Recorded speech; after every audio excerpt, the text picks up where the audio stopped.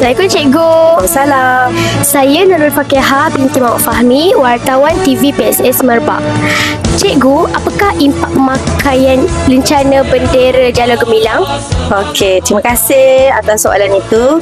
Baiklah, seperti mana yang kita ketahui, pada 21 April, Satu Malaysia telah melancarkan program pemakaian lencana bendera Jalur Gemilang.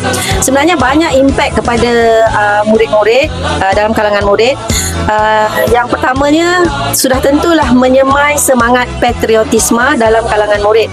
Kerana dengan memakai lencana bendera negara, so murid kita dapat dipupuk rasa cinta dan bangga terhadap tanah air sejak kecil. Satu lagi ya Fakihah, untuk meningkatkan jati diri murid-murid juga. Kerana lencana Jalur Gemilang ini adalah menjadi simbol kebanggaan sebagai rakyat Malaysia, sekaligus memperkukuh identiti nasional dalam diri pelajar-pelajar kita. Yang seterusnya dapat memupuk kesatuan dan perpaduan.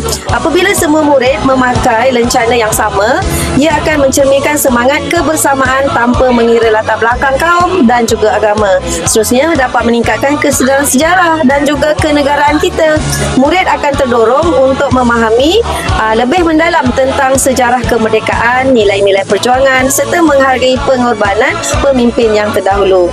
Akhir sekali dapat mengasah disiplin diri murid-murid. Kerana pemakaian lencana ini sebagai sebahagian daripada peraturan sekolah, mendidik murid supaya berdisiplin, patuh kepada arahan dan menjaga penampilan diri.